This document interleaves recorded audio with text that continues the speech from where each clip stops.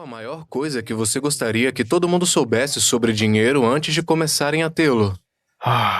Cara, bem, isso remonta, eu acho, apenas ao básico. Porque a maioria de nós, inclusive eu, nunca aprendemos nada sobre dinheiro. Nos dizem, vá para a escola, obtenha um diploma, consiga um emprego, e aí vai entender tudo. Certo. E então o que acontece com a maioria das pessoas é que você acaba falido, acaba tendo dificuldades financeiras e nunca consegue descobrir o porquê. Então a primeira coisa é, o que você quer alcançar na sua vida, financeiramente? E então você tem que sair e descobrir sozinho, porque infelizmente a escola nunca vai te ensinar essas coisas. Então você não aprendeu na escola, na Universidade de Michigan ou Não, nunca. na Faculdade de Direito, ninguém te ensinou isso? Eu me formei no ensino médio, passei para a faculdade, estudei 1 ano de pós-graduação e depois fiz faculdade de Direito. E nunca aprendi a pensar em dinheiro. Nunca aprendi a pensar em orçamentos, em construir riqueza, nunca aprendi nada sobre investir meu dinheiro e a pensar em renda passiva. No entanto, aqui estou hoje com um diploma de Direito e não trabalhei um único dia como advogado. Por que não? Bom, não faz sentido para mim, financeiramente. E não é o meu propósito. Então, eu cresci em uma casa tradicional indiana, certo? Certo, doutor, advogado. Bom, para mim eu tinha 2 opções, médico ou fracasso. Essas são as 2 opções que eu tinha. Certo, Meus pais são imigrantes da Índia, de um estado chamado Punjab. E meus pais vieram para cá com muito pouco. Então, eu via os meus pais trabalharem duro, todos os dias. Se meu pai tirasse um sábado e um domingo de folga, era um fim de semana prolongado. Então, eu não passei muito tempo com os meus pais enquanto eu crescia, e eles sempre me diziam que eu tinha que me tornar bem-sucedido. E eu concordei completamente porque eu queria retribuir aos meus pais, queria ajudar a sustentá-los. E pensei, tudo bem, se eu quiser ser bem-sucedido, devo seguir os passos que me disseram para ser bem-sucedido. Quais são esses passos? Vá para a escola, obtenha um bom diploma, consiga um bom emprego, no meu caso era me tornar um médico. E nesse caminho, foi na faculdade, eu percebi que tinha algo errado. Algo não tinha sentido. E aconteceu assim, eu estava estudando para entrar na faculdade de medicina e enquanto estudava comecei a ler outros livros de negócios e livros financeiros. E eu lembro disso, eu estava na biblioteca estudando e fui ao Google e pesquisei as pessoas mais ricas dos Estados Unidos. E você vê que são pessoas como Steve Jobs, Warren Buffett, Bill Gates, Mark Zuckerberg. E eu fiquei tipo, nenhuma dessas pessoas é médica. Nenhuma dessas pessoas seguiu esse caminho tradicional, de obter um diploma, de procurar um bom trabalho. Eu estou perdendo alguma coisa? Porque eu pensei que se você for para a escola, conseguir um bom diploma, você pode ganhar muito dinheiro. E se você se esforçar mais na escola, tirar notas melhores, ganhará ainda mais dinheiro. Então eu pensei que era diretamente correlacionado suas notas e sua renda. E foi aí que comecei a questionar as coisas e percebi, talvez não seja isso. E quando você começa a descer cada vez mais na toca do coelho, começa a perceber, meu Deus, tudo que me disseram é mentira. E isso me empurrou para toda essa jornada dolorosa e emocional de aprender sobre dinheiro, empreendedorismo, sobre o que significa se tornar rico e como você realmente faz isso. Certo. Então essa foi a fase inicial para mim. Então eu tive que realmente começar a aprender. E a primeira experiência real disso para mim foi que eu tive uma empresa de planejamento de eventos que comecei na faculdade. Eu comecei ela porque quando eu estava no ensino médio eu trabalhava em casamentos indianos. Por isso conheci muitos DJs. Certo. E quando eu estava no ensino médio, esses DJs diziam, ei cara, você conhece muitas pessoas na escola e tal, que tal organizarmos uma festa de adolescentes? Eu falava tipo, tudo bem, por que não? Comecei esse pequeno negócio de festas para adolescentes no ensino médio. Eu vou para a faculdade, não sei o que esperar porque meus pais não fizeram faculdade aqui. E aí eu tenho esse pensamento de que as pessoas vão para a faculdade para estudar muito e se tornar alguém na vida. Chego na faculdade e todo mundo está festejando. Eles estão gastando dinheiro que não têm, com álcool. Eles estão bebendo. Eu não bebo, não fumo. Não gosto dessa cena de festa, mas não tenho o que fazer nas noites de sexta, então eu pensei, espera, por que eu não pego esse negócio de festas que tinha no ensino médio e levo para a faculdade? E foi isso que eu fiz. Meu primeiro ano tinha 17 anos, comecei a bater de porta em cada clube, bar, restaurante, perguntando se eu poderia dar uma festa. Alguns disseram sim, mas vai te custar $10.000. Outros disseram sim, mas são 20 mil, eu não tenho esse dinheiro. Mas aí 1 ou 2 disseram, você pode fazer aqui, não vamos cobrar 1 centavo, mas queremos metade do couvert, metade do dinheiro. Eu disse, ok, agora eu estou no negócio. Então eu comecei a ganhar um pouco de dinheiro fazendo isso, e eu tinha algum dinheiro guardado. Então eu começo a ler esses livros de negócios e todos eles diziam, pessoas ricas investem em imóveis. Eu não sei o que significa isso, eu não conheço nenhum investidor imobiliário, meus pais não são investidores, então eu fiquei tipo, ok, se as pessoas ricas investem em bens imobiliários, eu também deveria. E isso foi logo após o crash de 2008. Eu estou em Michigan, onde o setor imobiliário foi extremamente atingido, então eu fiquei tipo, tá bom, eu gostaria de investir em imóveis. Estou estudando para o meu teste de admissão da faculdade de medicina, começo a ir ao Google porque estou entediado enquanto estou estudando para esse exame e começo a ler sobre as pessoas mais ricas da Forbes e nenhuma delas é médica, nenhuma seguiu o caminho tradicional. E eu tenho essa ideia de começar a investir em imóveis, então comecei a pesquisar imóveis entre as minhas sessões de estudo. No dia 22 de agosto, fiz o vestibular de medicina, o MCAT. No dia 23 de agosto, adquiri minha primeira propriedade de investimento imobiliário. Uau, e qual a sua idade? Eu tinha 19. Caramba. Foi $8.000. O investimento. Era o preço do apartamento. O AP era 8 mil? 8 mil. Como conseguiu por 8 mil? Isso foi logo após o crash de 2008. Uau, foi no fechamento ou o quê? Sim, estava em execução. Esse mesmo apartamento estava sendo vendido por cerca de $150 mil. Apenas alguns anos antes. Qual é? Aí eu comprei. Na verdade, estava à venda por 8.400. Fiz uma oferta de 4 mil e eles desceram para 7 mil. E eu ainda estava tentando abaixar um pouco mais, mas eles disseram que tinha outra oferta na mesa, eu não queria perder, então eu disse, eu te dou 8 mil. Uau. Então eu comprei por 8 mil, coloquei alguns milhares de dólares de trabalho e aluguei por 600 por mês. E agora, de repente, minha mente explodiu, porque eu tinha começado a entender essa ideia do que era empreendedorismo. Eu nunca tinha ouvido esse termo até entrar na faculdade, mas eu estava administrando essa empresa de eventos e estava começando a aprender sobre esta coisa chamada empreendedorismo. E agora eu tenho esse apartamento que me está gerando essa renda quase passiva, digo quase porque estava cometendo muitos erros no começo, mas agora eu penso, uau, essa coisa de investir é muito especial porque eu nunca aprendi sobre isso na escola. Meus professores nunca me ensinaram isso. Mas por que eu estou dando tão duro na escola? Eu quero me tornar um médico para que eu possa finalmente ganhar dinheiro. Agora eu começo a ter, como eu te falei, esse dilema emocional. Por que eu estou me tornando um médico? Ok, eu quero fazer meus pais felizes, confere. Eu quero ser bem-sucedido, confere. Eu realmente quero ser médico? Talvez. Então agora eu começo a questionar as minhas próprias crenças, porque se eu me tornar médico, como eu ganho dinheiro? Tratando as pessoas. Eu tenho essa mente empreendedora, eu quero me tornar bem-sucedido. Como você ganha mais dinheiro? Você trata mais pessoas. Então isso é um dilema porque se eu estou tentando maximizar minha renda como médico, eu tenho que maximizar quantos pacientes eu atendo. Talvez isso signifique que eu não consiga dar o melhor valor a cada paciente individualmente. Mas como ser humano eu quero fornecer o maior valor possível. Então eu começo a enfrentar esse dilema onde talvez eu esteja me tornando médico pelos motivos errados. Interessante. E aí eu vou e conto para os meus pais sobre essa ideia. Eu não quero ser médico. E eles tipo... Absolutamente não. Meu pai ficou bravo. Minha mãe ficou furiosa. Minha mãe levou cerca de 1 ano e meio para acreditar que o seu filho não seria médico. Caramba. E, enfim, o que eu digo aqui na época foi muito difícil. Os meus pais diziam a todos os amigos, Jaspreet não vai se tornar um médico. Uau, você não está se não tornando. Não vou me tornar um. Aí eu começo a receber ligações da minha família na Índia, de todos os estados. O que você está fazendo? Você é a vergonha da família. Exato, Cara. eu escutava, mas eu pensava, isso não é para mim. E eu comecei a perceber que tinha mais nessa área, então comecei a trilhar essa jornada de educação financeira. E quanto mais eu aprendia, mais percebia que mentiram para mim. Tipo, somos ensinados a ir para a escola, a obter um diploma para conseguir um emprego e subir a escada corporativa. Mas as pessoas ricas não fazem isso. Elas não trabalham para subir a escada corporativa, elas trabalham para dominá-la. Eu nem sabia que dava para fazer isso. Agora, você pode subir a escada corporativa e trabalhar para dominá-la ao mesmo tempo, mas é uma mentalidade diferente, certo? A maioria de nós é ensinada a obter esse diploma para poder fazer uma coisa, subir a escada corporativa e ganhar um salário maior.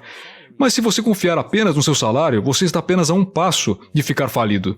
Porque se perder o seu emprego, se acontecer algo contigo ou a empresa fechar, você perde o salário e agora não tem mais renda. E agora? Uau. Você está lutando por um emprego e talvez tenha algum dinheiro guardado. Certo. Ou se você não está economizando e gasta dinheiro em coisas o tempo todo e não tem economias, você está ferrado. Sim, você se endivida no cartão de crédito e agora está tentando descobrir como fazer as coisas darem certo. Aí já é tarde demais. Tem que ser proativo. E agora eu fico tipo, que loucura. Por que nunca me ensinaram isso? Eu nunca fui ensinado sobre riqueza, nunca me ensinaram a investir, nunca fui ensinado sobre este tipo de educação financeira. Mas por que não aprendemos isso? E foi aí que eu percebi que é muito lucrativo manter as pessoas sem educação financeira. É lucrativo manter as pessoas pobres. Interessante. E qual você diria que é o principal sistema que mantém um povo pobre? Isso se resume a muitas coisas diferentes.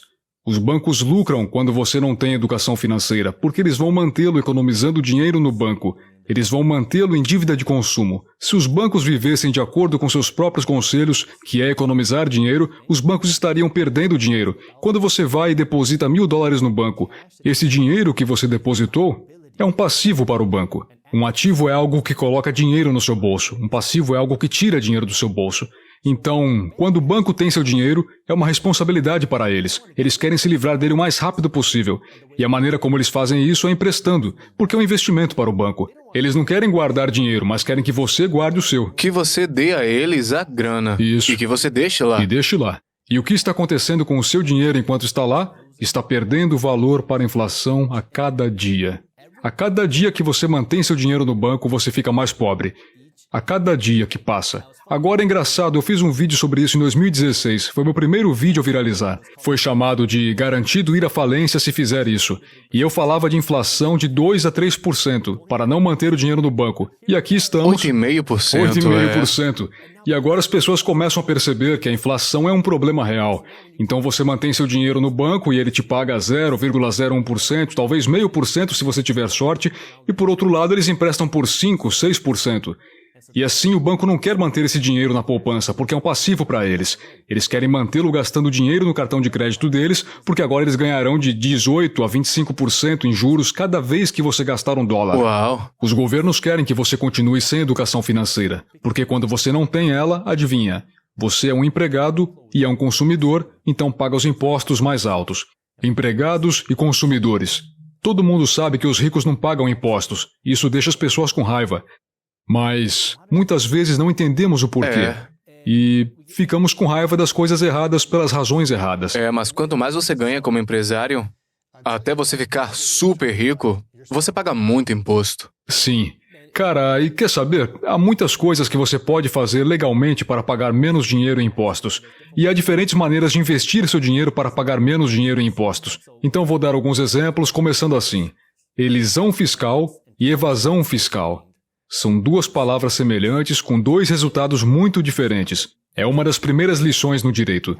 Evasão fiscal é ilegal, você vai para a cadeia. Sim. Elisão fiscal é legal e você é odiado por fazer isso. Pois é. Mas é assim que funciona. E você está jogando dentro do sistema com as regras dele. E se você dele. aprender o código do imposto de renda, é um livro de regras. E as pessoas que compreendem o livro de regras são as pessoas que têm o dinheiro para contratar bons contadores e advogados. Mas você não é um contador, você não estudou... Eu estudei muito direito tributário. Sério? Sim. Então, o que acontece é que as pessoas ricas vão entender como isso funciona, vão jogar dentro desse sistema e pagar pouco ou nenhum dinheiro em impostos. Quais são as 3 coisas que pessoas que estão ganhando $500 mil ou mais deveriam estar fazendo agora para evitar impostos agora? Então, vou presumir que você tem algum tipo de renda própria. Você tem um trabalho paralelo ou é dono de uma empresa. Sim. Então, se você ganhar $500 mil, vamos supor que isso seja de lucro, você é tributado sobre a renda. Então, se você tira um salário, você é tributado. Agora a pergunta é, o que é uma dedução fiscal? Ou a melhor pergunta, como você pode fazer alguma dedução fiscal? Porque qualquer coisa pode ser uma dedução fiscal se você souber como torná-la uma dedução. Então essa é a pergunta que você tem que se fazer, porque se você não tem renda, você não tem imposto. Então é isso que as pessoas ricas fazem. Vou dar um exemplo disso sendo feito e depois mostrarei como as pessoas podem aplicar isso nas suas vidas. Elon Musk. Ele provavelmente é o maior exemplo disso. Ele nunca recebeu um salário sendo proprietário da Tesla. Ele foi pago em opções de ações. Então essas opções de ações foram... Isso é antes mesmo de ser público? Acho que foi na época em que foi a público, ou talvez um pouco antes. Ok. Mas ele vem recebendo opções de ações há muito tempo. Claro. Mas as opções de ações que ele obtinha, originalmente eram de $6 por ação. Então, quando a ação subiu para $1.000 por ação, ele recebeu milhões dessas opções de ações. Agora, ele tem, no papel, muito dinheiro. Mas esse dinheiro não está em sua conta bancária. Então o que ele faz é, em vez de vender e ter uma renda, ele vai ao banco e diz, ei, eu tenho essas opções de ações que valem bilhões de dólares. Que tal você me dar um empréstimo a 3, 4, 5% de juros? Nenhum banco vai dizer não a isso, porque o valor disso é enorme. São bilhões de dólares. Você pode diminuir o número, mas nenhum banco vai dizer não.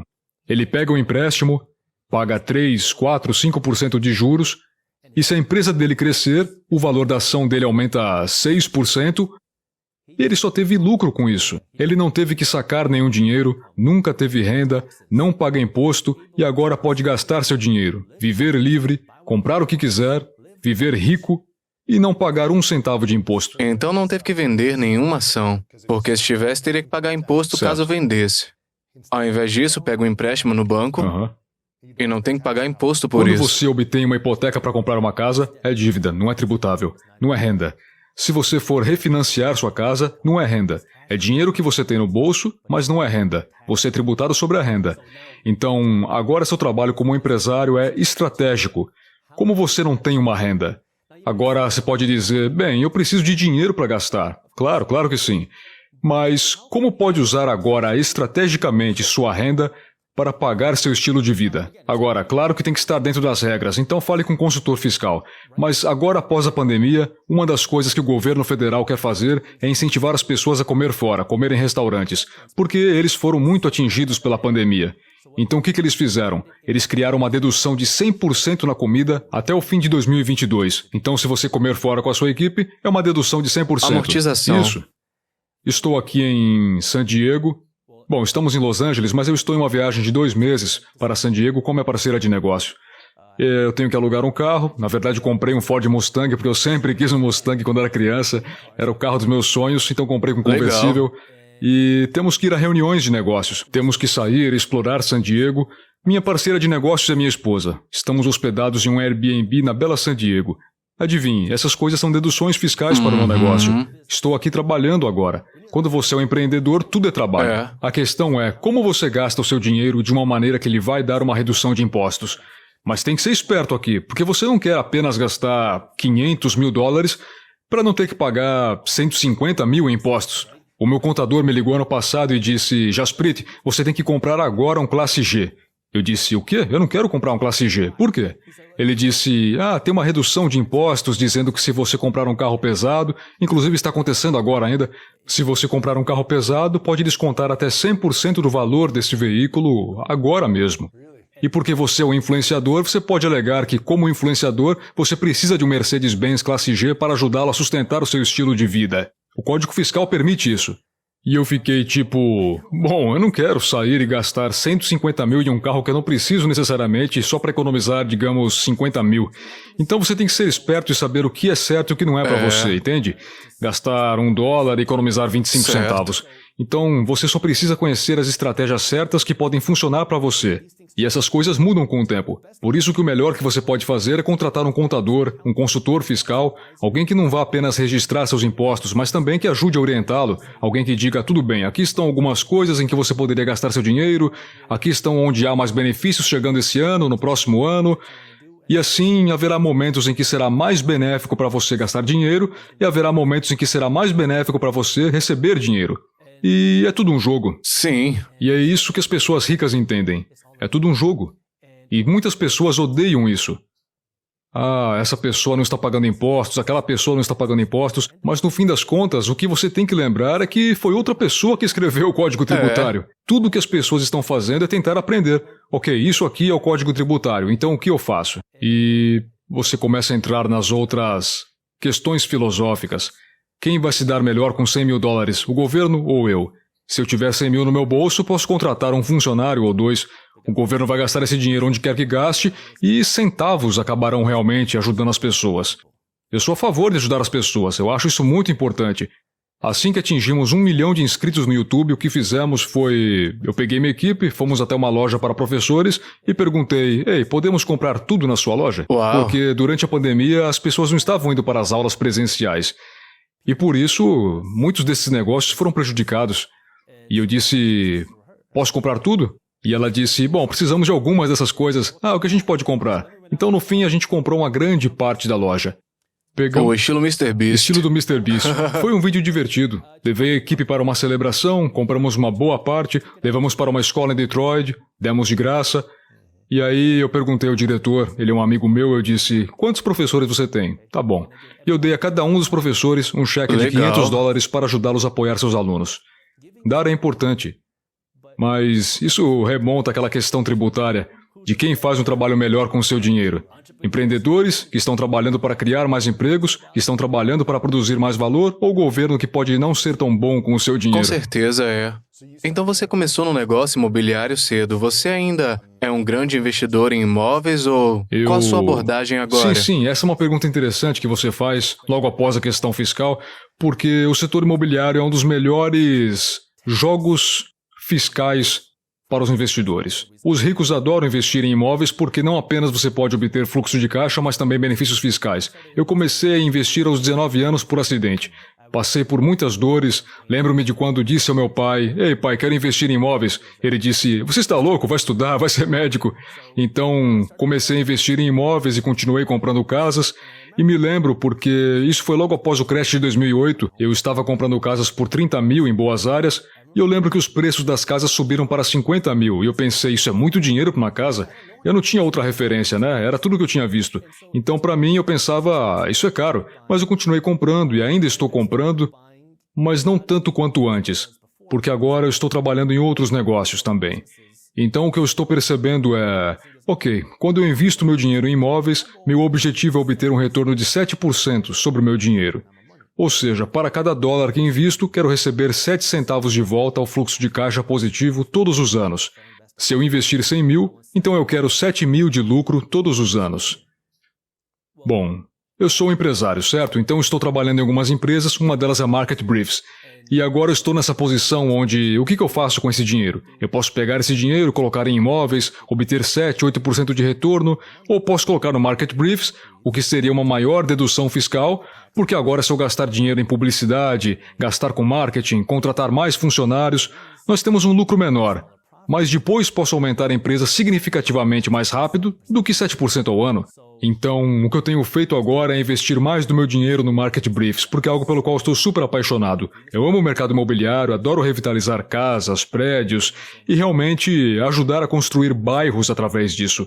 Mas o Market Briefs tem um valor tão diferente no sentido de que estamos tornando as notícias financeiras acessíveis, porque eu não cresci aprendendo sobre dinheiro.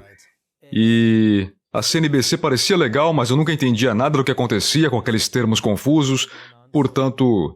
É uma forma de tornar a educação financeira e o que está acontecendo com o dinheiro mais acessível às pessoas. Eu estou percebendo o quanto isso é importante para mim, porque quanto mais eu falo com as pessoas, mais elas ouvem o que eu digo e mais eu ouço delas.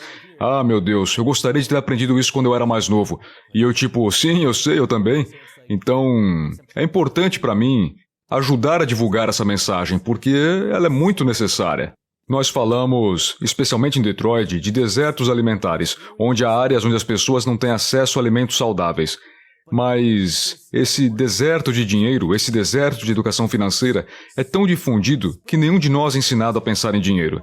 Isso me deixa com raiva porque se eu não tivesse acidentalmente começado a ler esses livros de negócios ou começado a investir em imóveis, eu estaria em um lugar completamente diferente. Eu tenho muitos amigos médicos, eles trabalham duro, pagam os impostos mais altos e eles também tentam descobrir como pagar pelo seu estilo de vida. Porque quando você se torna médico, você ganha um bom salário. Mas adivinha só, agora você tem grandes empréstimos estudantis para pagar. E muitas vezes você quer o estilo de vida do médico, você quer ter o Classe G, o Range Rover, você quer ter um carro bom, uma casa boa. Então você se forma, você tem 28, 29 anos, você tem $500 mil de empréstimos estudantis para pagar, você ganha algumas centenas de milhares por ano, mas trabalha muito, é muito estressante, e agora tem essas novas despesas, as casas, os carros. E quanto esses 500 mil em empréstimo estudantil se tornam de verdade depois de 30 anos pagando? Ah, cara, mais de 1 milhão. Sério? Sim. Então você não está pagando $500 mil, você está pagando 1 milhão nesse empréstimo em 30 anos, certo? Exato. Com juros. E eu quero acrescentar nesse ponto, porque o que acontece com os empréstimos estudantis, nós falamos sobre em quem você confia para ter informação. O sistema diz, vá para a escola, obtenha um diploma. Se não temos dinheiro para obter um diploma, o que você faz? Obtenha empréstimos estudantis. Eu comecei a olhar mais a fundo, certo? Comecei a perguntar o porquê. O passivo número 1 para os jovens hoje em dia são os empréstimos estudantis. E o governo sempre fala sobre como temos essa enorme epidemia de empréstimos estudantis, esse grande problema. Mas o ativo número 1 no balanço dos Estados Unidos são os empréstimos estudantis. Sério? Isso explodiu minha mente. Você vai ao Google e pesquisa isso, os ativos no balanço dos Estados Unidos, o ativo número 1. Você verá que os empréstimos estudantis são ativo número 1. Então, por um lado, temos pessoas falando sobre a importância do ensino superior, a importância de se endividar para conseguir um diploma, e então, ao mesmo tempo, esse é o seu ativo número 1. E isso está impedindo tantas pessoas de comprar uma casa, de viver suas vidas, de fazer coisas, investir seu dinheiro, mas ao mesmo tempo está mantendo o governo rico. Uau! Então essa mentalidade, você tem que começar a pensar um pouco diferente, começar a fazer perguntas ao status quo, ao sistema, à maneira como as coisas são feitas. E se você for como eu, você vai ficar um pouco irritado, vai ficar frustrado porque perceberá, que diabos? Por que as pessoas não aprendem isso? Por que nós não aprendemos a usar nosso dinheiro? Porque hoje em dia as pessoas estão pagando 50 mil por ano para conseguir um bom diploma universitário, mas ao mesmo tempo o YouTube está descentralizando a educação gratuitamente. E você pode aprender com quem quiser. Se você não gostar do jeito que eu sou, aperta o botão X e vá para outra pessoa, Exatamente. certo? E não custa nenhum centavo. Você pode aprender com qualquer pessoa, pessoas que realmente fazem aquilo que ensinam, e você pode fazer isso do conforto da sua casa. E Jaspreet, o seu canal é muito inspirador. Você já entrevistou e também acabou de fazer sua própria pesquisa individual sobre muitos desses diferentes tópicos sobre dinheiro e já falou sobre Bitcoin, cryptocurrency, investimento em ouro e comércio de ações, imóveis, começando o seu próprio negócio e todas essas coisas diferentes. Com toda essa informação que você trouxe para a vida, os erros com dinheiro, sucesso com dinheiro, sabedoria que você aprendeu, que você tentou, coisa que você não tentou. Se você pudesse compartilhar 5 coisas que gostaria que todo mundo tivesse aprendido quando jovem sobre grana, com toda essa informação, isso parece um processo esmagador e confuso, especialmente com NFT, criptomoedas e todas essas coisas diferentes. O que você gostaria que ensinassem a todo mundo dos 10 aos 20 anos 5 coisas diferentes sobre grana? A primeira coisa seria o que é dinheiro? Porque o dinheiro, como conhecemos, é falso. Nossos dólares são apenas pedaços de papel. Eu cresci pensando que os nossos dólares de papel são o santo graal. Você quer economizar esse dinheiro porque é a coisa mais valiosa que existe. À medida que cresci, comecei a perceber que não é o caso. Nossos dólares de papel são apenas pedaços de papel. É moeda fiduciária, o que significa que é emitida pelo governo. E o valor é garantido pela força do governo. Agora, temos sorte que os Estados Unidos são a superpotência mundial, as forças armadas mais fortes, a economia mais forte do mundo, mas tem altos e baixos. E a inflação é quando o valor de $1 cai. Então, esses dólares que muitos de nós pensamos que conforme a gente acumula eles, a gente fica rico, na verdade, fazendo isso, você se torna pobre. E se torna pobre a cada dia. Então, a primeira coisa que você precisa entender é o que é dinheiro. A segunda coisa que você precisa entender é para que trabalham as pessoas ricas. E a maioria de nós é ensinada a trabalhar para conseguir um emprego e subir a escada corporativa. Mas as pessoas ricas estão fazendo algo totalmente diferente. Elas trabalham para possuir a escada corporativa. Trabalham para algo chamado patrimônio líquido. E essa coisa realmente me surpreendeu, porque as pessoas ricas não estão trabalhando por um salário. Elas estão trabalhando para possuir uma parte da empresa e, dessa forma, obter uma parte dos lucros.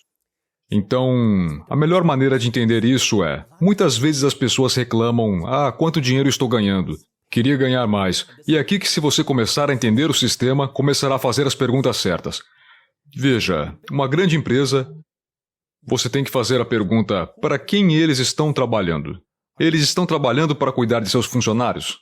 Para cuidar de seus clientes? Nada disso.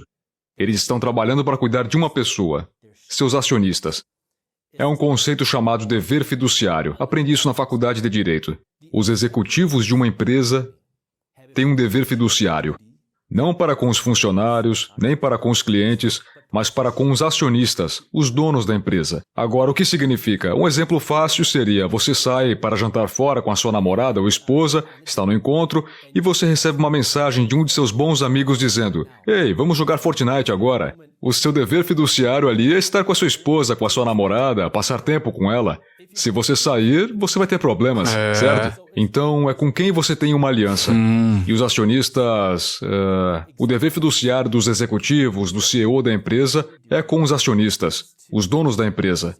Então, o que eles tentam fazer? Eles tentam trabalhar para aumentar o valor da empresa. Então, quando você começa a entender isso, você percebe por que há Essa grande discrepância entre o que as pessoas são pagas e o que elas gostariam de ser pagas. E quando você começar a entender isso, você vai mudar o que faz com o dinheiro delas.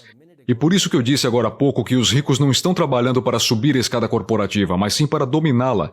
Então, como você obtém o patrimônio, a propriedade? Você tem que possuir um pedaço da escada corporativa. Então, se você trabalha em uma empresa pública, você pode pegar parte da sua renda e comprar ações da empresa. Talvez eles te paguem com patrimônio líquido, talvez eles te deem algum tipo de participação nos lucros, que é o que fazemos nas minhas empresas, ou se ela não faz nada disso, então você tem que começar a pegar esse dinheiro e investi-lo em um lugar onde você está obtendo patrimônio líquido. Talvez sejam ações, talvez sejam imóveis, existem vários investimentos diferentes, mas você tem que trabalhar para obter esse capital. E a terceira coisa é que você tem que pensar grande. Eu cresci pensando que alguém que se parece comigo, alguém que é moreno, alguém que usa um turbante, alguém que não tenha pais investidores, empreendedores, seria capaz de fazer isso. Porque você pensa que alguém como eu não pode fazer isso. Meus pais também me disseram que eu não poderia fazer isso. Eu não conhecia ninguém fazendo isso. Enfim, mas é você que tem que dar o primeiro passo. E uma vez que você deu o primeiro passo, você aprende e já vê o segundo passo. Então você dá o segundo passo e pensa, eu posso começar um investimento de $100 aqui, não precisa de centenas de milhares ou milhões de dólares, comece com 100. Os aplicativos da internet tornaram isso muito mais acessível. Tudo é possível. Se você mora nos Estados Unidos, você fala inglês, você basicamente já tem mais oportunidades do que qualquer um no mundo. As pessoas literalmente arriscam suas vidas. Arriscam suas vidas para vir a este país, porque aqui há oportunidades. Então, se você está aqui e consegue entender o que eu e você estamos dizendo, e tem tecnologia para isso, você é abençoado. Agora, o que você faz com isso, certo? Você tem que começar a aprender, tem que começar a fazer. E então, a próxima coisa que você tem que fazer... Número 4. É que você tem que entender o conceito de dívida. Porque vivemos nessa cultura de consumo. E é interessante que nós queremos viver essa vida de ostentação, certo? Quero mostrar no Instagram, quero mostrar meu carro novo, minha nova bolsa Chanel, Gucci. E ficamos presos onde eu preciso viver um certo estilo de vida em que as pessoas podem pensar que eu sou rico. Mas o que você está fazendo agora é viver falido. Deixando todo mundo rico, então as pessoas pensam que você é rico. Você é rico em produtos, você tem um monte de coisas legais, mas você está quebrado. E assim você vive esse estilo de vida. Você é a razão pela qual a Gucci, a Louis Vuitton, a Chanel estão ganhando tanto dinheiro, mas mantendo você sem dinheiro. A pessoa mais rica do mundo, às vezes ele é o segundo, às vezes é o terceiro, é o CEO da Louis Vuitton. Sério? Sim, Bernard Arnault. E por quê? Como ele chegou lá? Porque todo mundo quer parecer rico. Todo mundo quer Louis Vuitton. E eu vi isso durante a pandemia, principalmente em 2021, estávamos em recessão, mas os produtos de venda de luxo estavam batendo novos recordes. Sério? Bateram recorde em 2021. E por quê? O governo pagou o auxílio, as pessoas tinham dinheiro. E algumas pessoas usaram esse dinheiro para economizar, para pagar dívidas, investiram esse dinheiro, mas uma grande parte delas levou esse dinheiro para lugares como Gucci e Louis Vuitton. Elas foram e gastaram. E você acharia que a economia como está? Bem, as pessoas estão perdendo seus empregos e há uma incerteza financeira sobre o futuro. Você acha que as pessoas vão economizar e não ficar gastando dinheiro com produtos de luxo, especialmente quando você não pode sair para ostentar? Você só pode fazer pelas mídias sociais, você não precisa mais sair de casa. casa, basta fazer isso nas redes sociais. Então, se a pessoa não tem o dinheiro para fazer isso, ela vai e se endivida para comprar. E isso está se tornando cada vez mais fácil, graças a coisas como compre agora e pague mais tarde. Pois é. É um dos ramos que mais crescem nas fintechs. Eu amo tecnologia financeira, mas isso parte o meu coração, rasga meu coração quando eu vejo o crescimento disso. Compre agora, pague depois, porque o que significa? Eu posso sair e comprar o que eu quiser, não pagar hoje, pagar em 3 meses... E então, se eu não fizer isso, serei acertado na cara com 25% de juros. E se você tem 18 anos, ou digamos 21, eu te dou $6.500. Você nunca investiu um centavo, mas investiu esses 6.500 e poderia obter um retorno de 18% sobre ele. E você se aposenta com 65 anos, olha para essa carteira de investimentos, você teria mais de $11 milhões. Uau! Agora todo mundo assistindo se pergunta, onde que eu consigo 18% de lucro? Exatamente. Mas a sua operadora de cartões de crédito faz isso todos os dias. 6.500 é o que a família americana média tem em dívida de cartão de crédito agora. E você está se virando para pagar a essas empresas 18, 20, 25% ao ano. E elas estão ficando ricas, não você. Então o que está acontecendo? Você se endivida para comprar passivos, que são coisas que depreciam o seu dinheiro. E então você paga juros em cima disso, o que deixa todo mundo rico e não sobra dinheiro para você e você não fica rico. E você tem que sair dessa mentalidade. Então, o que é que a gente precisa saber sobre dívida? Como é que as pessoas podem se sentir à vontade para entender sobre dívidas, Claro. seja usando da maneira correta e eliminando as dívidas que não ajudam a pessoa em nada no Sim, crescimento? então, a primeira coisa é, nunca financie nada que não vai te pagar, ok? Me dá um exemplo. Gucci, as férias, seu carro. Pare de financiar coisas que não estão te pagando. E as pessoas ficam chateadas quando eu falo do carro porque elas dizem, espera, como que eu vou pagar um carro sem o pagamento do carro?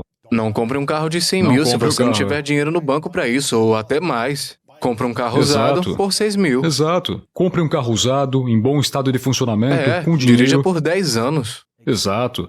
A primeira vez que ganhei $1 milhão em um ano, meu carro custava $500. Cara. Os meus funcionários tinham carros melhores que eu. Eu tive um carro de 4 mil nos primeiros 5 anos morando aqui em Los Angeles.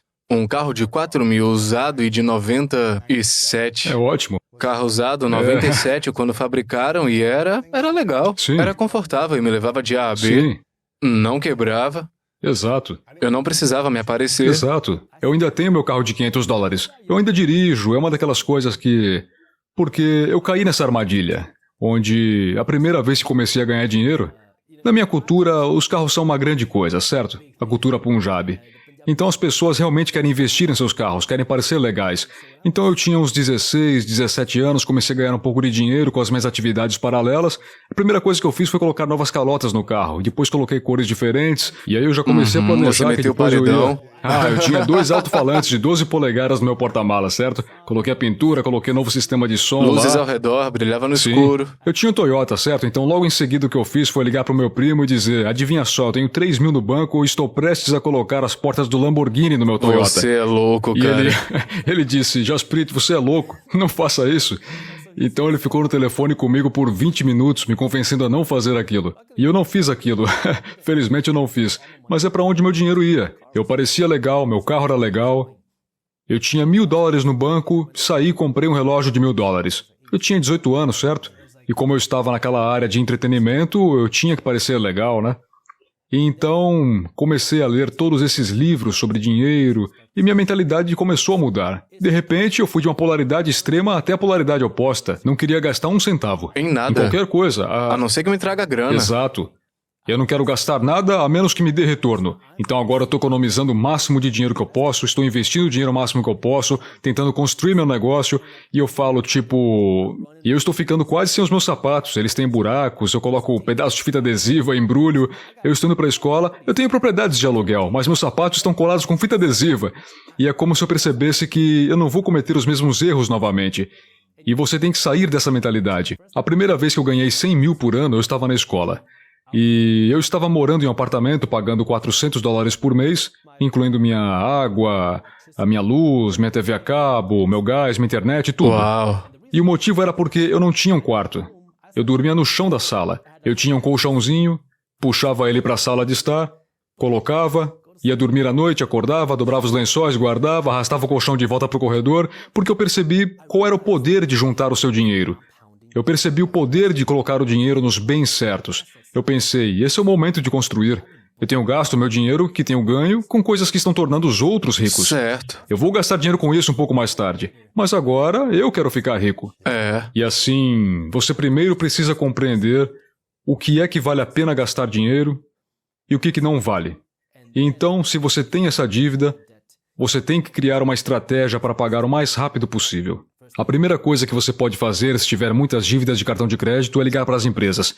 Veja se elas estão dispostas a lhe dar um valor menor, se estão dispostas a trabalhar com você. Diga, eu tenho uma dívida de $10 mil, eu nunca vou pagar isso. Não vai acontecer. Que tal você trabalhar comigo e me dar 5 mil e eu te dou um jeito de pagar isso? E aí começa a colaborar. Depois disso, você pode considerar transferir parte desse dinheiro para um cartão com 0% de taxa, se tiver 12 a 18 meses para fazer, e aí agressivamente... Você tem que fazer isso de forma inteligente, porque se você vai continuar fazendo as mesmas coisas que você fazia antes, não faça. Mas você tem que começar a pagar agressivamente. Você para de gastar dinheiro, todo o dinheiro a mais que entrar, você não muda seu estilo de vida, você mantém ele ou fica até menor, e pega todo esse dinheiro extra e utiliza ele para pagar sua dívida. Dessa forma, agora você pode começar a construir, certo? Você tem que solidificar essa fundação, começar a trabalhar para crescer, mas tem que ser agressivo. Existe um momento em que as pessoas devem se endividar do jeito certo. Temos aí o cartão de crédito, empréstimo estudantil, você sabe, comprar um carro e se endividar com isso. Essas coisas que eu entendo que não vão ajudar a construir um futuro financeiro. Quando é o momento certo ou existe um momento certo para tirar o dinheiro e gastar os juros desse dinheiro? Depende, né? Se é algo que vai te dar renda e você consegue administrar a dívida, então sim, mas não é para todos. Certo. Algumas pessoas não têm em si a capacidade de gerir a dívida, ou a capacidade de gerenciar investimentos, ou mesmo de administrar o negócio. Se você não é do tipo empreendedor, investidor e não gosta de olhar para números, administrar dinheiro, não quer tentar fazer isso crescer, fique longe. Talvez você consiga se endividar para comprar uma casa, mas nada mais que isso. Mas se você é mais do tipo empreendedor, você tem essa vontade de crescimento, então se você está usando dívida, você só deve usar dívida para comprar algo que está te pagando com renda, algo que vai te render mais dinheiro. E você tem alguma dívida agora? Agora, não. Eu tenho pessoas me pagando empréstimos, mas pessoalmente não tenho nenhuma dívida no momento. E eu meio que passei por essa fase onde eu tive todos esses imóveis, mas não tenho nenhuma dívida com isso. E a razão é porque eu estou esperando a oportunidade certa. E eu vou ter mais dívidas. Sério? Sim, eu estou apenas esperando a oportunidade certa, porque todos estão quitados. Você pagou todos os eles imóveis. e quantos você tem? Algumas dúzias. Uma boa quantidade, mas agora eu estou esperando a oportunidade certa. E tá tudo pago? Tudo pago. Então agora é só grana entrando. E dinheiro entrando. E para as dívidas... Você ainda tem aquele de 6 esse é um que está mil... alugado por 850 por mês. Aquele de 8 mil. Aquele de 8 mil. Isso está trazendo 800 por mês 850 por mês. Limpo e livre, Sim, simplesmente. você só paga suas despesas, seus impostos de propriedade, seu seguro, sua manutenção, as taxas de administração, mas no momento não tem nenhuma dívida sobre E isso. por quanto você podia vender agora? Provavelmente 100, 120 mil, eu não sei exatamente, mas algo não nessa tá ruim, média. não. Sim, é uma loucura, porque quando eu compro um imóvel, eu nunca olho para quanto eu posso vender esse imóvel. Eu estou procurando uma coisa, fluxo de caixa. Fluxo de caixa. E esse é um grande erro que leva as pessoas a muitos problemas no setor imobiliário. Porque quando você começa a comprar um imóvel esperando vendê-lo por um preço mais alto no futuro e as coisas não saem como planejado, e aí? Você tá ferrado. Tá ferrado. Então, para mim, eu olho uma coisa, fluxo de caixa e se eu vou conseguir ver mais crescimento nessa área. Eu vejo para onde as empresas estão indo, para onde o dinheiro está indo, e é ali que eu quero investir, porque eu sei que se os preços dos imóveis subirem, é a cereja do bolo. E se os preços caírem, sem problemas, eu ainda tenho meu aluguel e ele cobre os meus custos. E qual o seu plano agora com as dezenas de unidades? Você está esperando uma oportunidade grande ou qual o seu plano? Sim, pode ser qualquer coisa. Algo maior no setor imobiliário, mas novamente, meu foco agora não está no setor imobiliário como antes. Alguns anos atrás eu investia pesado lá, fazia tudo o que podia e havia mais oportunidades. Comprei um imóvel em 2021, mas não comprei nada ainda em 2022. Meu foco agora é construir o meu negócio, porque eu vejo uma oportunidade maior para mim do que no setor imobiliário. Ainda estou envolvido no setor imobiliário, mas não daquele jeito que eu estava há alguns anos atrás. Porque você pode ganhar mais com o seu negócio, você dedica mais atenção, energia, dinheiro para construir o time, os recursos, tecnologias e essas coisas. E é mais divertido porque é muito mais ativo para mim. Então, quando isso ficar maior, eu voltarei para o setor imobiliário. Mas agora, nos últimos anos, eu tenho me afastado lentamente do setor imobiliário, pois posso fazer mais a transição para o negócio porque é mais divertido para mim. Ok, entender a dívida foi o quarto. Qual a quinta coisa que você gostaria que aprendessem com 10 e 20 anos sobre dinheiro? Você tem que estar disposto a cometer erros, correr riscos e começar. E esse é difícil e parece simples, mas muitas pessoas que eu conheço, muitas pessoas, estão tão hesitantes em fazer o primeiro investimento porque e se eu fizer algo de errado, e se eu cometer um erro, e se meu investimento for por água abaixo? E então a coisa Aconteceu simples... comigo muitas vezes. Sim, mas você aprende toda vez, né? É o preço a ser pago, é o preço. E você tem que estar disposto a experimentar as coisas, porque se você não fizer isso, vai ficar preso no e se? E se eu perder dinheiro? E se não der certo? Mas e se der certo? E se você aprender? Eu cometi muitos erros. Fiz um vídeo no meu canal do YouTube onde passei pelo meu pior negócio imobiliário de todos os tempos. Foi a terceira propriedade que eu comprei. Era uma casa em Detroit e eu cometi todos os erros possíveis. Eu estava na faculdade ainda, né? Então não sabia muito bem o que estava acontecendo no setor imobiliário. Então, comprei a propriedade e eu comprei porque o meu empreiteiro da época me disse que poderíamos ganhar muito dinheiro com esse negócio, poderíamos alugá-lo, poderíamos melhorar para revender. E ele disse, nem se preocupe em fazer uma inspeção na casa. Agora, quando eu compro um imóvel, a primeira coisa que eu faço é uma inspeção do imóvel, onde alguém analisa o lugar, certifica-se, um terceiro, né? Uma pessoa independente. E eles me dizem se tem alguma coisa errada no imóvel, na fundação, no encanamento, qualquer coisa, para eu saber onde estou me metendo. E então ele me disse, não faça isso, não se preocupe, eu já passei por isso. Ele é um empreiteiro, então eu imaginei que ele sabia do que estava falando. Ah, você só tem que gastar $5.500 e eu me certificarei que tudo esteja certo. Uau. Então eu disse, está bem, vamos fazer isso. Então eu comprei a casa, eu dei a ele um cheque para metade, talvez 2.500, alguma coisa assim, 3.000. E uma semana se passa, nada acontece. Passam 2 semanas, nada. E aí eu liguei para ele e disse, e aí cara, o que está acontecendo? Eu achei que ficaria pronto em 2 semanas, mas você nem trouxe os materiais ainda. E aí eu começo a ver que tem alguma coisa acontecendo, alguma coisa errada. E agora mais 2 semanas se passam, ele leva alguns materiais para lá, começa a pintar uma parede e pronto. Então eu estou ficando chateado, porque agora todo dia que essa propriedade não está alugada, eu estou perdendo dinheiro. Você está perdendo grana. E nada sendo feito ainda, mais 2 semanas se passam, eu falei, ok. O que está acontecendo? Temos que cuidar disso porque agora já estamos com 6 semanas de negócio. Você não fez nada, você continua me adiando, você pegou meu dinheiro e nada aconteceu.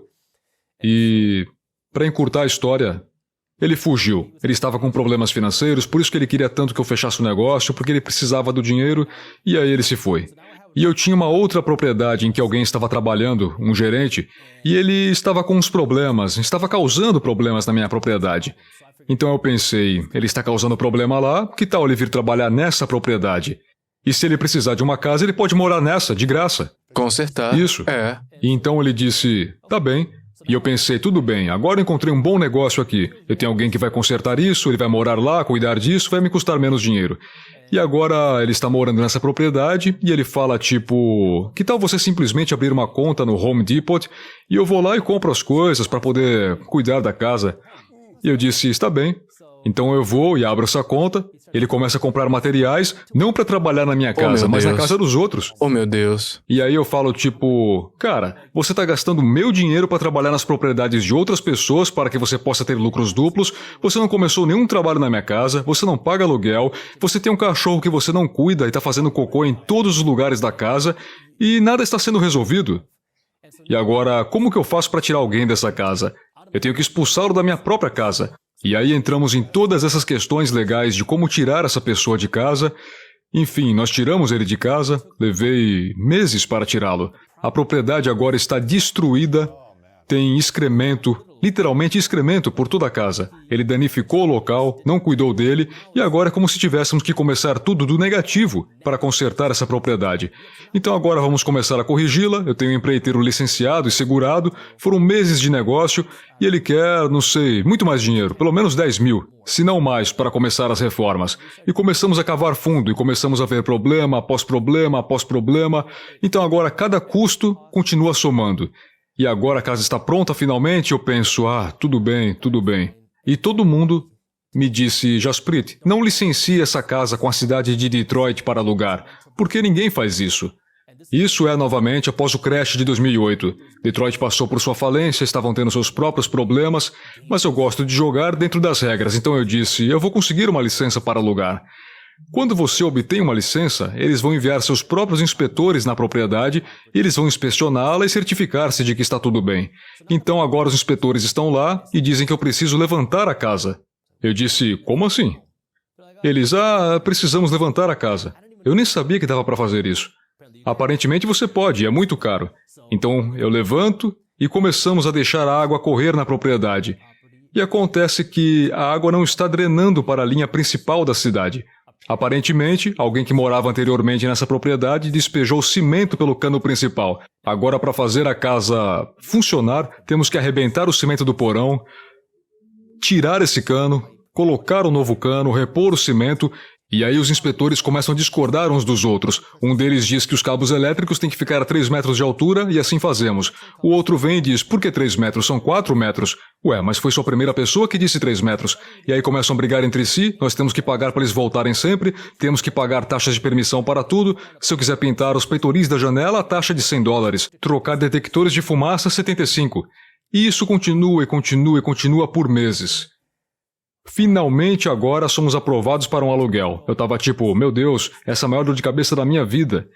Conseguimos um inquilino para casa, estamos licenciados, há inquilinos na casa, nós temos a licença, mas os fiscais decidem voltar lá para casa sem nos avisarem nada. Eles apenas voltam para lá, apesar de estarmos licenciados. Eles não tinham motivo, mas eles batem na porta e aparentemente o inquilino estava fazendo uma operação babá em nossa propriedade. Então o inspetor vê isso, que o inquilino está executando uma operação ilegal de babá, nos encontra, nos diz que precisamos despejar o inquilino e agora temos que recomeçar todo o processo do começo. Aí depois desse ponto eu só disse, quer saber? Vende essa casa, porque é uma dor de cabeça. E foi o único negócio que eu perdi dinheiro, mas aprendi muito. Eu paguei o preço.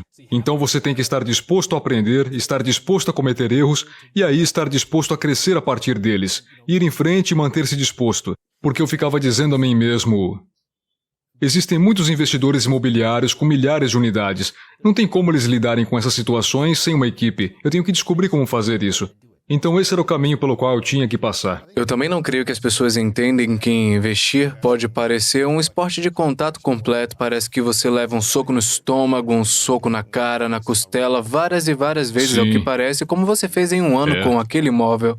E se fosse seu primeiro imóvel, o que é que você faria? Tipo, dane-se esse mercado, eu nunca mais vou investir aqui, eu perdi minha grana. Eu vou voltar a fazer algo que é seguro e tranquilo, que não vai me dar um murro na boca todas as vezes como multa, taxa, penalidade ou o que quer que seja. Eu quero que as pessoas entendam que isso é uma coisa arriscada. Com certeza. Eu perdi muita grana, ganhei muita grana, perdi muita grana. Nunca é legal perder grana. Nunca. É uma carga emocional, psicologicamente pode mexer com você se você não tiver mentalmente e espiritualmente preparado para entender, tipo, ok, não é tão bom ir de milhares de dólares para zero. Como algumas pessoas fizeram no mercado de ações ou em algo no passado, ou em imóveis, o que quer que seja, ou as criptos subindo e depois caindo. Tem que ter muito psicológico para os altos e baixos, tem que estar preparado. Então, como você lida psicologicamente, mentalmente e emocionalmente para se preparar para grandes mudanças quando você vê, tipo, meu dinheiro acabou de subir 10 vezes em 3 meses, ou negativos, centenas de milhares, ou até mesmo milhões? O que é que você faz para se preparar espiritualmente e Eu psicologicamente? estou feliz que você tenha mencionado isso, porque uma das coisas que eu digo é que a psicologia do investimento é tão, se não mais importante do que os verdadeiros meios reais de investir. E isso é especialmente verdade quando se trata de algo como o mercado de ações. No setor imobiliário é difícil, mas a diferença entre imóveis e o mercado de ações é que se você comprar, digamos, uma casa de $200 mil, ela não chegará a zero na próxima semana, mês ou nunca, porque você tem alguma terra, você tem propriedade física. No mercado de ações isso pode acontecer, então tem Você algumas... investe em ações também? Eu invisto meu dinheiro em 5 lugares: imóveis, ações, startups, criptomoedas e ouro físico. Então, Nessa ordem decrescente de valor do mais alto para o mais baixo? eu diria que sim. E se você quiser colocar o meu negócio lá, seria o número 1. Startups em primeiro, seu Startups, negócio é startup, sim, certo? Mas eu também invisto em outras startups. Mas eu diria que nessa ordem, sim. Mas no mercado de ações, particularmente, é um investimento líquido. Então você pode comprar facilmente, pode vender facilmente, e é isso que se torna um grande jogo psicológico, porque todos os dias as pessoas estão assistindo a esse tic-tac. Ah, ganhei dinheiro, perdi dinheiro, O que a Tesla está fazendo hoje? Está em alta de $2, está em queda de $4. Isso pode realmente esgotar você. Eu acho que a maioria das pessoas que começam a investir seu dinheiro são sugadas para essa corrida de ratos. Eu fui. Porque quando eu comecei a investir o meu dinheiro no mercado de ações, eu pensei, uau, isso é divertido, é emocionante, meu Deus, torna-se como uma droga, você fica viciado. Eu acordava toda manhã e dizia, eu quero ser um day trader. E assim, tirei um verão de quando estava na faculdade e foi tudo que eu fiz. Eu acordava antes do mercado, lia esses gráficos de ações, negociava esses tostões e alguns dias eu ganhava $1.000, outros eu perdia $1.000 e no fim do verão eu acho que eu não ganhei nenhum dinheiro. Você perdeu seu Passei tempo. todo o meu tempo e percebi, isso não é pra mim. Eu fiquei tão viciado nisso que tudo que eu fazia era ver os números subirem, descerem, os símbolos do tic-tac. Então a primeira coisa é que você tem que entender que a sua psicologia é importante. O que eu faço é entender que eu não sou um comerciante. Eu não negocio, não busco retorno imediato em nenhum dos meus investimentos. Você investe eu invisto a longo prazo. Então, o que isso quer dizer? Eu tenho duas estratégias na hora de investir meu dinheiro.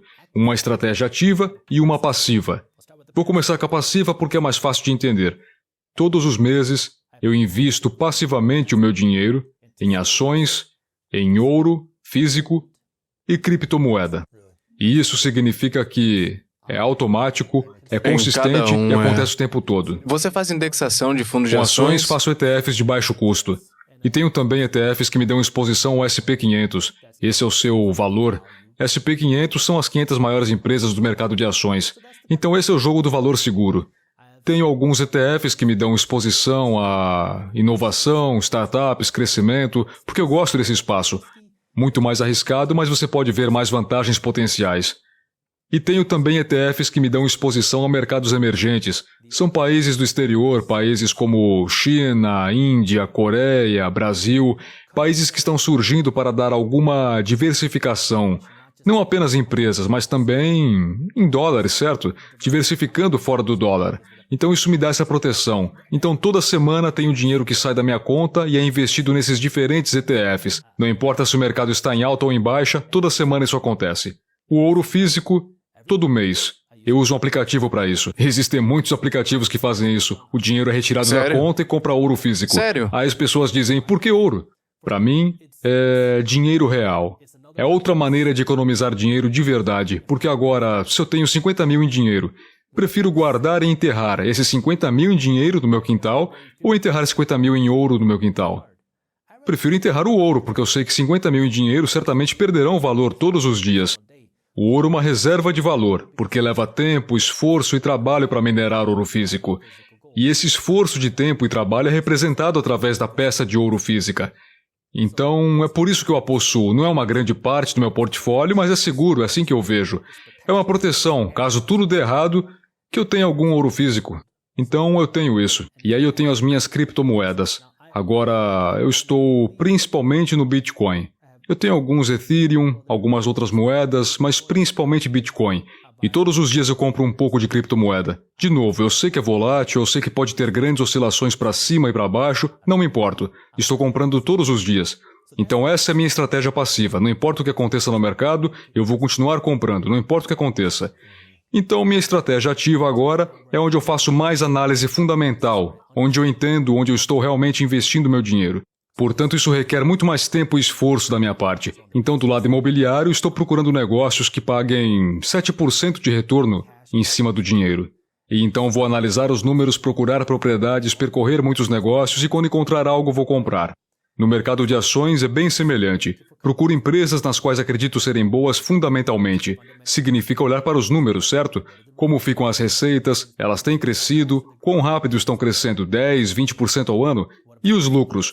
Mas também você tem que olhar um pouco mais fundo do que apenas os lucros, porque você quer ver o que acontece com as despesas. Eles estão investindo? Suas despesas estão subindo porque o custo do negócio está se tornando mais caro ou porque eles estão investindo mais na empresa? Então você tem que fazer um pouco de investigação.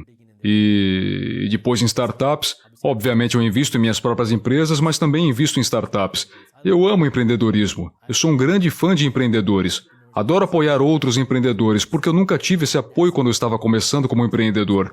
Então, uma das formas que eu posso dar esse apoio é através do dinheiro, através do investimento em alguns desses empreendedores. Então, eu invisto em startups.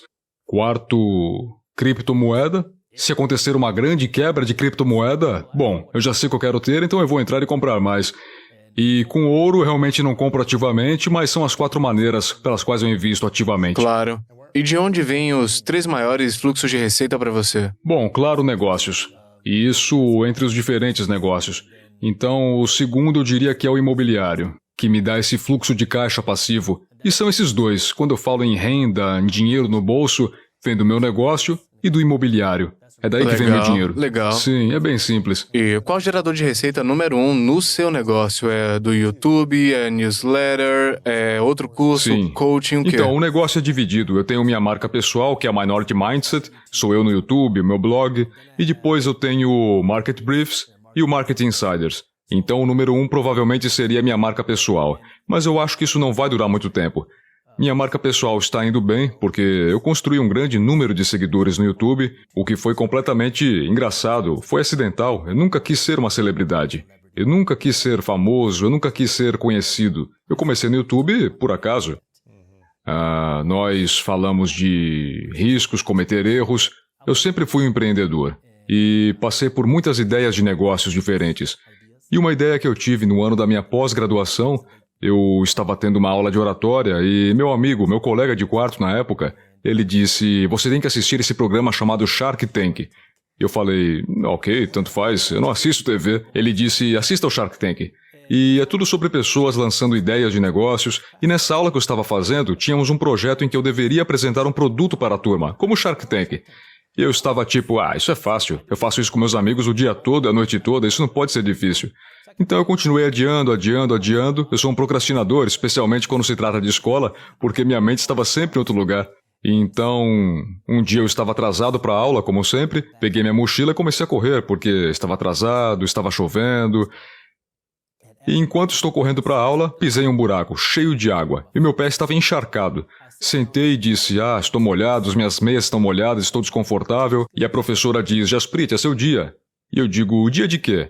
É seu dia de apresentar. E eu penso, meu Deus, eu esqueci. Então, obviamente, eu não digo isso a ela, mas eu fico na frente da classe e penso, Jasprit, pense em alguma coisa, pense em qualquer coisa, apenas pense. E então a primeira coisa que me vem em mente são as minhas meias molhadas. Então eu subo em frente à turma, sem treino, sem preparação, e lanço essa ideia de meias resistentes à água. Dessa forma você pode ser um atleta, andar por aí e não ter que se preocupar em pisar em poças. E aí eu pensei, bom trabalho, Jasprit. Mas realmente é uma ideia legal. Então eu vou para casa e começo a pesquisar meias resistentes à água no Google. E eles tinham essas coisas realmente grossas e desconfortáveis que eram usadas para pescar e outras coisas. Mas nada para atletas, nada para sua vida normal. Pensei, opa, acho que encontrei alguma coisa. Então eu passei muito tempo tentando desenvolver essa tecnologia, trabalhando com engenheiros têxteis, trabalhando com fabricantes de meias, e eu criei uma meia resistente à água. E agora eu estou para lançar a empresa e fui abordado por uma empresa de marketing, entre aspas, e eles disseram que vão me ajudar a aumentar as minhas vendas. Vão me ajudar com todas as coisas, a ganhar todo esse dinheiro, e eu fiquei bem cético. Eles disseram, não se preocupe, temos uma garantia de devolução de 100% do dinheiro de volta. Se você não estiver completamente satisfeito, devolvemos todo o seu dinheiro. E eu disse, ok, então tudo bem. Aí eu paguei eles, eram alguns milhares, acho que 3.500, que é muito dinheiro, e no dia seguinte, depois de dar o dinheiro, eu tive um mau pressentimento no estômago. Eu pensei, eu sou um profissional de marketing, eu gosto da maneira como eu posso promover os meus produtos. Tinha alguma coisa errada. Então eu ligo pro cara e digo, ei cara, eu sei que não começamos ainda. Olha, eu queria ter o meu dinheiro de volta. Eu quero terminar isso em termos amigáveis, antes que vocês gastem algum dinheiro. Vamos acabar com isso. Ele disse, sem problema. Me coloca em espera, eu estava na academia na hora, então eu fiquei muito frustrado porque estava entre as séries e ele me colocou em espera por muito tempo. Então, de repente, a linha fica pi. Eu penso, tem alguma coisa errada. Eu ligo para outro número que eu tenho, eles não atendem, começo a enviar e-mails e nunca mais ouvi falar deles. Era uma empresa falsa. Então, lancei a empresa, tivemos um lançamento incrível. Não me lembro exatamente, mas nos primeiros 30 dias fizemos, acho que entre 17 e 20 mil dólares em vendas, logo de cara. E eu tinha tipo esse incômodo, eu pensava, isso não é legal. Ninguém me apoiou como empresário, ninguém queria que eu fizesse isso, especialmente quando se tratava do negócio de meias. Havia tantas piadas jogadas em mim, porque era como, você desistiu de medicina para vender meias. E eu estava tão frustrado com isso, e eu fiquei tipo, as pessoas não veem o que eu vejo, elas não têm a minha visão. Eu quero fazer algo para ajudar outras pessoas como eu. Então eu coloquei esse curso na Udemy, $7, sobre como lançar um negócio sem se ferrar. Eu realmente não me importava em ganhar dinheiro, só queria ajudar as pessoas porque estava com muita raiva. E as pessoas adoraram. Elas disseram, cara, por favor, cria uma página de mídia social no Instagram. E eu fiz isso com o pseudônimo Minority Mindset. A ideia toda era pensar diferente da maioria das pessoas, porque é isso que eu sempre fazia. Do ponto em que eu comecei a dar festas em vez de ir a festas, até comprar imóveis enquanto todos estavam gastando o dinheiro que não tinham na faculdade, até agora começar esta empresa, eu pensava, eu tenho essa coisa, essa mentalidade de minoria. E aí eu criei uma página no Instagram, postava as mesmas coisas aqui e ali, como coisas que eu gostaria de ter aprendido, conhecido, sobre como começar um negócio, como investir o dinheiro, coisas que eu gostaria que alguém tivesse me ensinado. E todos diziam, Jasprit, eu gosto disso. Você pode fazer um conteúdo longo, criar um blog? E eu pensei, bom, o inglês é minha segunda língua, você não vai gostar da minha escrita. Então não vou começar um blog. Mas eu posso falar, então eu posso criar um canal do YouTube. Então eu comecei esse canal no YouTube, Minority Mindset, e lentamente e organicamente ele começou a crescer. E eu não comecei ele com a intenção de ganhar dinheiro. E é engraçado, eu digo isso para as pessoas hoje e elas dizem, não pode ser verdade, você já tinha alguma ideia de ganhar dinheiro. E eu realmente não tinha, eu estava gravando os vídeos do meu telefone, então não tive despesas, gastei acho que $30 num tripé, e foi isso, eu não tinha equipamento sofisticado, não tinha luzes, e então, acho que estávamos perto dos 10 mil inscritos. Meu amigo veio e me perguntou, ei, quanto você está ganhando com Minority Mindset? Ué, não estou ganhando nada. Ele disse, dos seus anúncios do YouTube. E eu, como assim? E ele disse, você sabe que você pode ter anúncios no seu canal do YouTube, né? E eu disse, eu não tenho ideia do que você está falando. Então ele entra comigo no meu canal, entra nas configurações e eu pensei, cara... É só clicar num botão. Ative sua monetização. Eu disse, eu nem sabia que dava para fazer isso. Isso foi antes que houvesse requisitos. Qualquer um poderia monetizar qualquer vídeo, não importa quantos inscritos ou quantos vídeos você tivesse. Então eu pensei, eu nem sabia que era possível. Então eu realmente comecei com o objetivo de... Eu quero divulgar essa informação que eu gostaria que alguém tivesse me dito. Sabe, aquela mão amiga que diz, ei, tudo bem, você não é o único que pensa assim. Não tem problema de pensar um pouco diferente. Não tem problema de tentar algo diferente. Então, esse era todo o meu objetivo. E aí começou a crescer. Então, se tornou uma coisa cada vez maior. E quando eu tinha mais ou menos 500 mil ou 600 mil assinantes, eu pensei, espera, eu posso transformar isso em um negócio. Certo. Então eu passei por isso como eu sou um empresário, eu estava tipo, ok, Minority Mindset, vou transformar isso em um negócio. E aí eu comecei esses outros produtos sob o Minority Mindset. Comecei esse boletim informativo, essas outras coisas educacionais, e começou a ficar muito confuso para mim, porque eu pensei tipo, o que é Minority Mindset? Eu andava na rua e as pessoas vinham e diziam, cara, você é o Minority Mindset, você salvou a minha vida, me ajudou a sair das dívidas. E isso me fez sentir muito bem, eu não podia acreditar que as pessoas sabiam quem eu era. Lembro-me de uma vez que eu estava com meu pai, estávamos no Arizona e estávamos comendo açaí na tigela, que é delicioso por sinal. E estávamos na fila e esse cara me viu entrar na loja. Ele estava de bicicleta, ele atravessou a rua correndo para falar comigo e disse, Jasprit, Minority Mindset, é você? Eu disse, sim, e meu pai é ali. E ele simplesmente coloca os braços em volta de mim, me abraça e diz, cara, você mudou minha vida, me ajudou tanto. E eu pensava, meu Deus, não acredito. E meu pai me olhou e disse, ué, as pessoas te assistem? Você não é médico, mas ok. Sim, então essa foi a percepção de que as pessoas estavam realmente prestando atenção. Claro que você sabe, você vê os comentários, os inscritos... Até conhecer pessoalmente você não sabe. Exato, e essa... É um sentimento louco. E aí, especialmente essa vez, só porque realmente eu vi o meu pai ali se iluminar, e ele ficou chocado, e... Aí eu vi que podia fazer algo com isso. Então eu estava criando esses produtos, mas estava confuso porque o que é Minority Mindset? É uma empresa? Sou eu?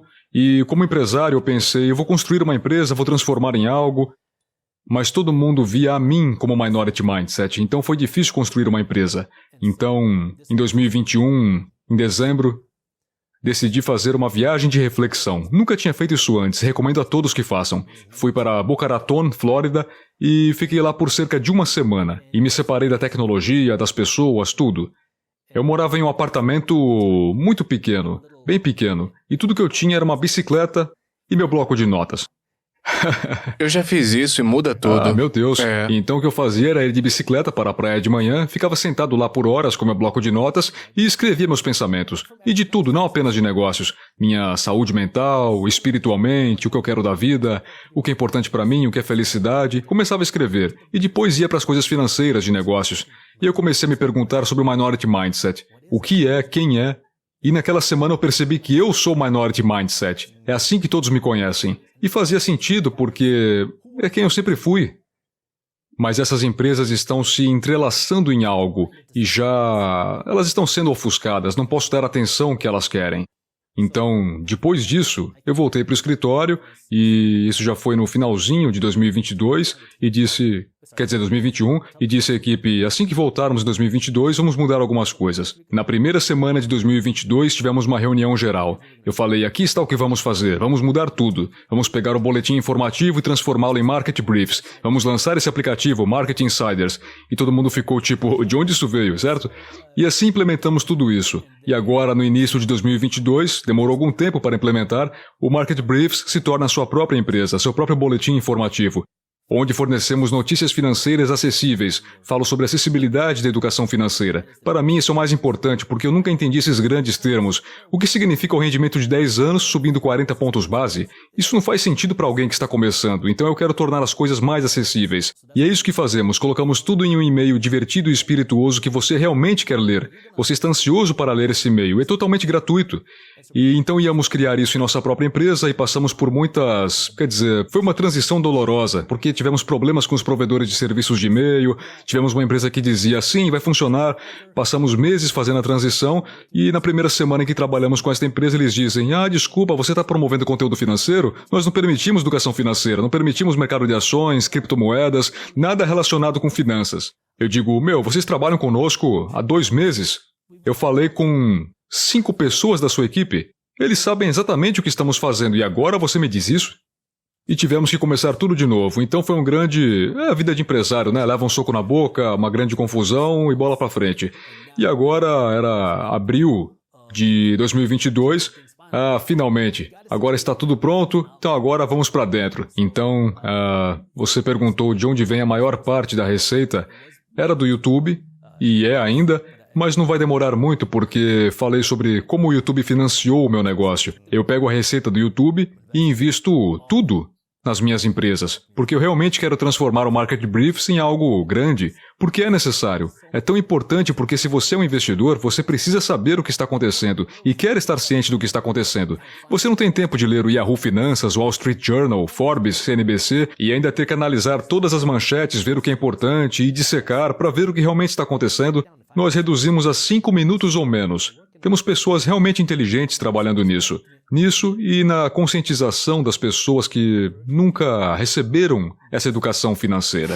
Isso é lindo, cara. Sim, é por isso que é importante para mim. Em termos de educação financeira, o que é que você acha que é a diferença entre uma mentalidade abundante e uma mentalidade pobre? Eu vou te dar um exemplo, ok? Comprei minha primeira propriedade imobiliária quando eu tinha 19 anos.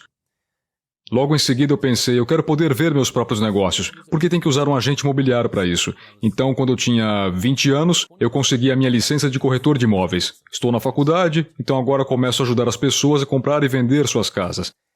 E tinha um casal com quem trabalhei, eles estavam procurando por uma casa de 400 a 500 mil dólares, e então eu ajudei eles durante meses a ir de propriedade para propriedade, e eles eram muito exigentes.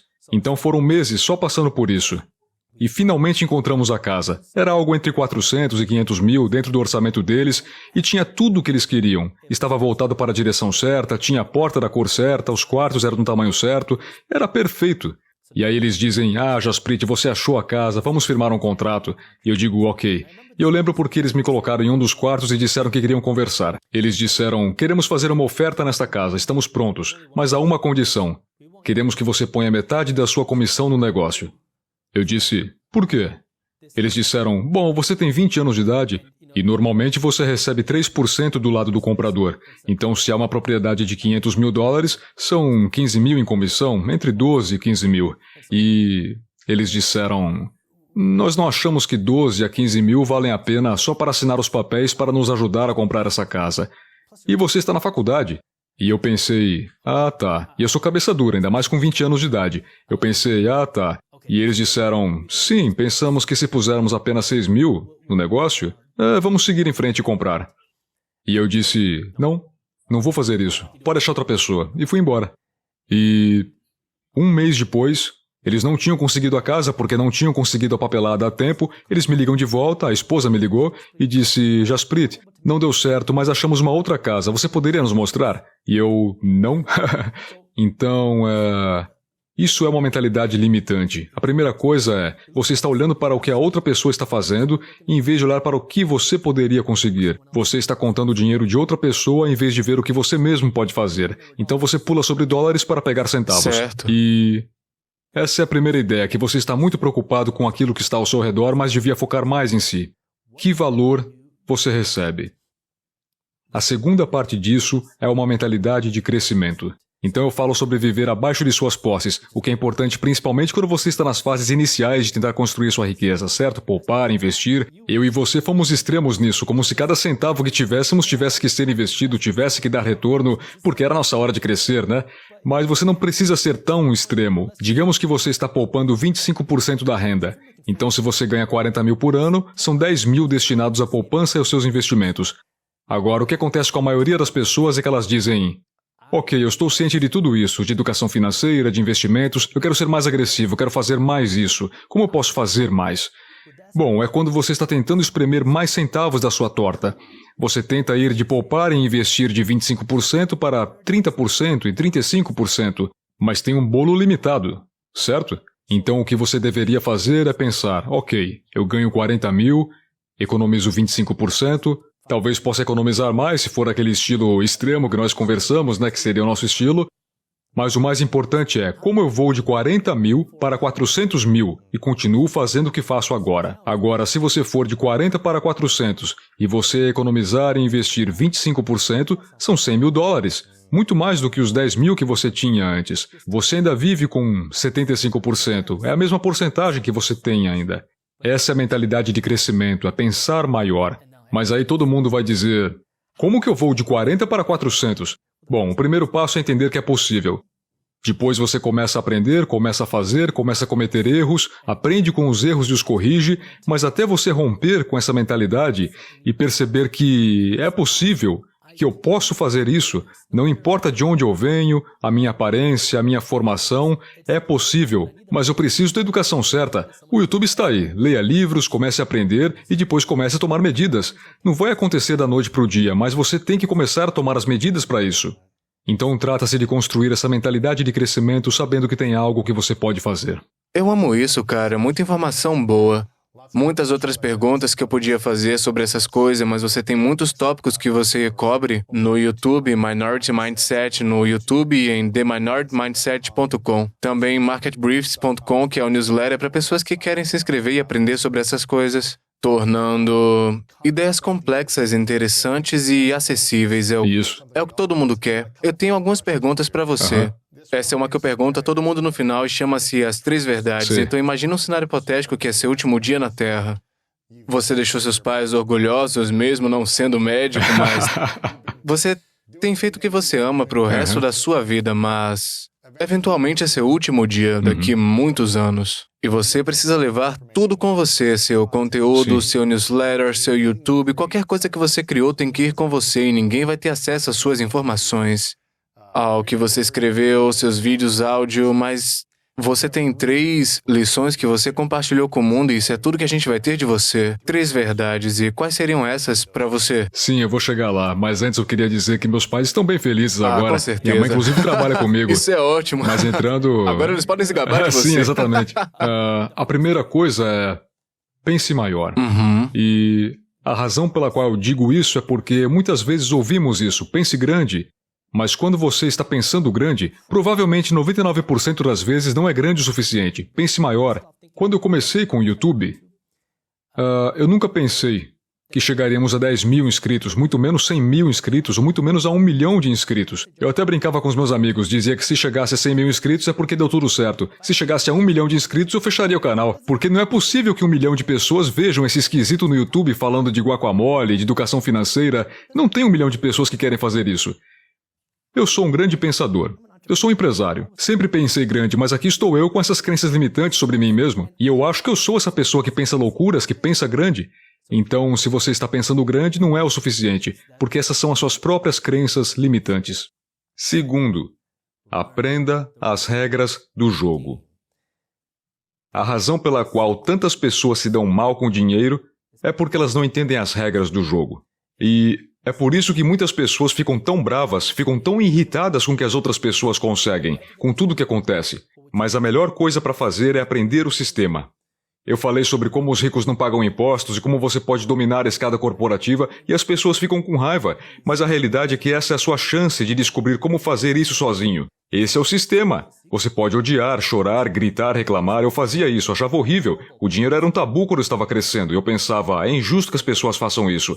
Mas aí eu pensei, e se eu aprendesse as regras? Você pode aplicá-las a si mesmo. E terceiro, esteja disposto a cometer erros. Tente. Tudo é possível, mas você tem de estar disposto a tentar cometer erros e continuar melhorando a cada dia.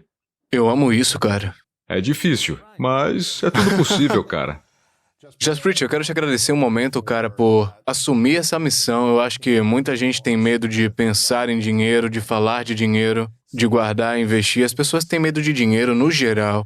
E o fato de você estar mergulhado nisso, fazendo disso sua missão de educar pessoas, entreter, Sim. inspirar, informar as pessoas através dos muitos formatos no YouTube, mídias sociais, newsletter e tudo que você vai estar criando no futuro. Eu acho que é realmente inspirador ver alguém com seu background, ver alguém que as pessoas não pensariam que estaria falando sobre essas coisas e você está mergulhando nisso, tornando acessível com a sua perspectiva e personalidade únicas.